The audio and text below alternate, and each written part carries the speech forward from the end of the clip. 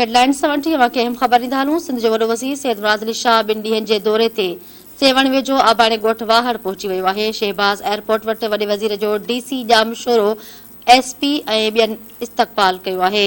वॾे वज़ीर 2 ॾींहं मकानी चूंडुनि जे हवाले सां अहम गॾिजाणियूं कंदो। अहम ख़बर अवांखे ॾेई रहिया आहियूं। सिंध जो वॾो वज़ीर सैयद मुराद अली शाह 2 ॾींहंनि जे दौरे ते सेवण वेझो आबाणे ॻोठ वाहड़ पहुची वियो आहे। शहबाज़ एयरपोर्ट वटि वॾे वज़ीर जो DC ॼामशोरो ऐं SP ऐं ॿियनि इस्तक़बाल कयो आहे। वॾो वज़ीर 2 ॾींहं मकानी चूंडुनि जे हवाले सां अहम गॾिजाणियूं कंदो।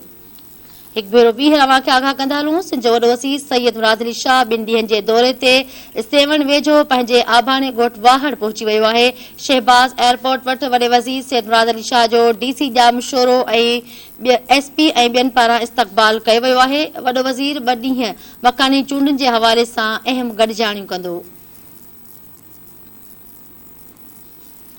अवांखे आगाह करे रहिया आहियूं। सिंध जो वॾो वज़ीर सैयद मुराद अली शाह 2 ॾींहंनि जे दौरे ते सेवण वेझो आबाणे ॻोठ वाहड़ पहुची वियो आहे। वॾो वज़ीर 2 ॾींहं पंहिंजे आबाणे ॻोठ में मकानी चूंडुनि जे हवाले सां अहम गॾिजाणियूं कंदो।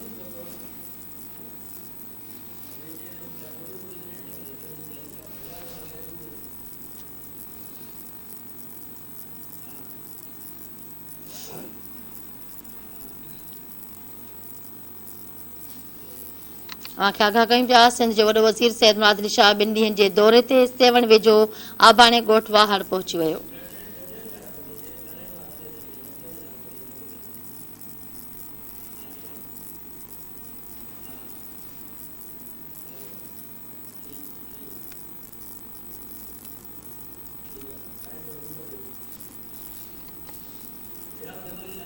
इन हवाले सां सेवण खां दत्ती TV न्यूज़ जो रिपोर्टर रियाज़ जमाली हिन वक़्तु लाइन ते मौजूदु आहे। जी रियाज़, सिंध जो वॾो वज़ीर सैयद मुराद अली शाह पंहिंजे आबाणे ॻोठ पहुतो आहे, कहिड़ा तफ़सील हिन हवाले सां?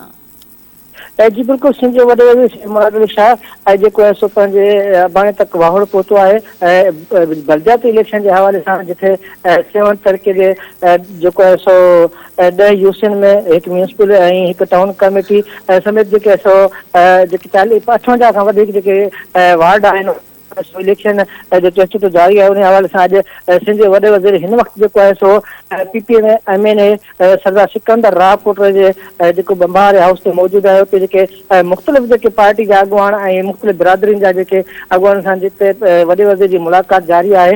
हिन वक़्तु जेको आहे सो जेको एयरपोर्ट ते जेको आहे सो DC ॼामशोरो SSP ॼामशोरो ऐं मुख़्तलिफ़ जेके पार्टी अॻुवाननि सां वॾे वज़ीर जी जेको आहे सो इस्तक़बाल कयो। अॼु जेको आहे सो सिंध जो वॾो वज़ीर मुराद अली शाह मुख़्तलिफ़ यूसियुनि जा जेको दौरा कंदो, जंहिंमें आहे टर्की आहे, आराज़ी आहे, भूपक ऐं जेको आहे भान सैदाबाद, जेको आहे झांगारा बाजारा सेवन में जेके मुख़्तलिफ़ यूसियूं आहिनि उते जेको आहे सो पंहिंजो जेको दौरा कंदो ऐं मुख़्तलिफ़ जेके सियासी अॻुवान आहिनि उन्हनि सां जेको आहे बलदियाती इलेक्शन सां ॻाल्हि ॿोल बि कंदो ऐं मुलाक़ातूं बि कंदो। जी ठीकु आहे, वॾी महिरबानी तफ़सील ॼाणण जे लाइ।